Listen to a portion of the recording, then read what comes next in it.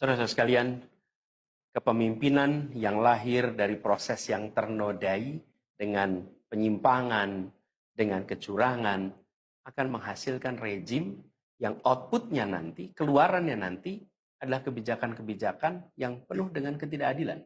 Dan ini yang tidak ingin kita temui di Indonesia. Kita tidak ingin ini terjadi. Dalam prinsip negara demokrasi modern, ketika melihat ketidaknormalan, ketika melihat penyimpangan demokrasi, maka langkah yang dilakukan bukanlah marah-marah lalu melakukan agitasi kepada publik, tapi langkah yang dilakukan adalah mengumpulkan semua sinyalemen, semua bukti-bukti untuk kemudian nanti dibawa ke depan hakim, ke depan Mahkamah Konstitusi. Ini ciri pribadi, ciri organisasi, dan ciri negara yang modern, yang matang, yang beradab. Karena itu sejak awal kami katakan, kami tidak akan gegabah.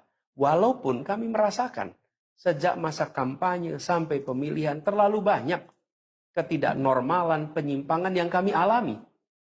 Tapi kami memilih untuk mengumpulkan itu semua secara hati-hati, melakukan validasi, memastikan akurat.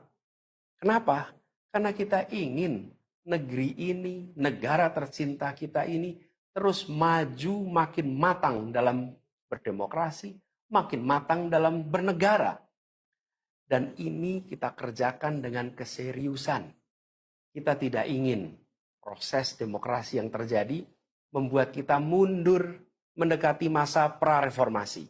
Karena itulah kita menjaga semua proses ini secara baik, secara tertib. Walaupun itu semua kita lakukan, akan ada saja yang berusaha merendahkan usaha konstitusional ini. Ada saja yang nanti akan mendegradasi usaha konstitusional ini. Seakan ini adalah sikap penyangkalan dan tidak mau menerima kekalahan.